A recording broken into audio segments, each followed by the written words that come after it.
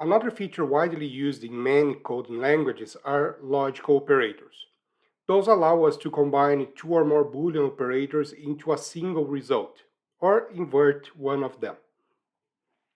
The most used ones are AND, which will allow me to combine two of them and look if both of them are true, or to combine two of them and see if at least one of those is true, and the NOT operator, which will just invert whatever result I have.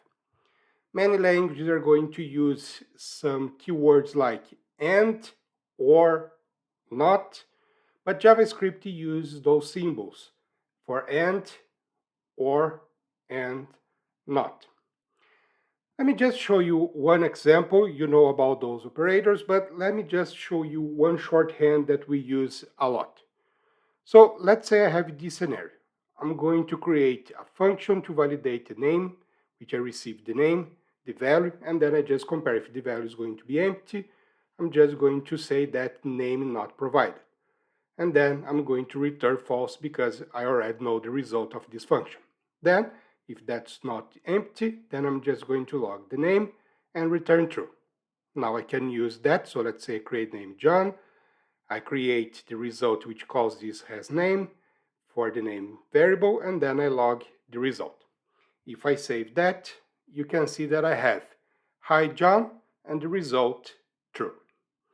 So let's just debug everything. So I'm just creating here the variable name, which assigns John. Then for the result, I'm just calling as name and sending the variable name that I received here. And then it's just comparing. If value is empty, then I'm going to say name not provided and return the result as false. So let's say I'm going to provide name as empty. If I save, you can see name not provided, result false.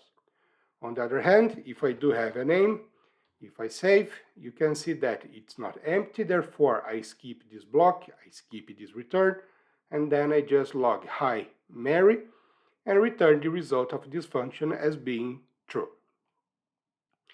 Well, that one works fine, but sometimes you're going to see scenarios like this. I create a variable, I assign the value later, so name receive John again, and then the same happens, the same works fine. However, sometimes in my code, I will not get to this line where I assign a value. And if I save, you can see that the result here is still true, which is not true because name is not was not provided. What happens is this: whenever I don't assign anything, it's not going to be considered empty. It's going to be considered undefined. This is why we get here high undefined, which means I need to fix this, which I could create a second block of code. So I could just duplicate everything here and just say value equal undefined. If I save, everything works fine. You can see the name not provided and return false. But I'm just complicating that because I'm checking the same thing twice.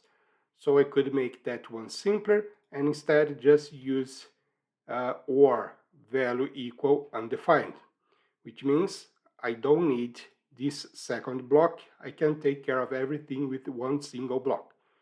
If I save, I can check name not provided because I know it is undefined. If I say empty, if I save, it's still not provided because now it's empty. If there was a name, if I save, hi Danny, and result true. However, another scenario you can face is that if I say that name is null. That happens a lot. We assign that as null, then later we reassign a variable, whatever. But then if I save, if I just set this as null and never assign everything, if I save, you can see that it's using hi null and then returning as true, which again, it's not. So I need to create another validator here and just say or value equal null. In this case, if I save everything, you can see everything works as expected. If that's null, name not provided. If it's not defined, name not provided. If it's empty, name not provided. So unless I do specify a name, I will get this name not provided. However, there is a simpler way to do that, because whenever I want to check this scenario, which is one we use a lot, if that's empty or if that's undefined or if that's null, those are scenarios where I'm looking to test if the value was not provided. If I don't have anything inside this variable, then I want to log name not provided, which has a shorthand. Instead of doing all of that, I could simply say if not value.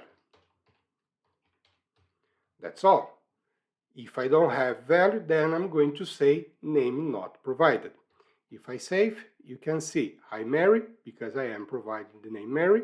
But if I delete that, name not provided, because it's empty, so I don't have a value.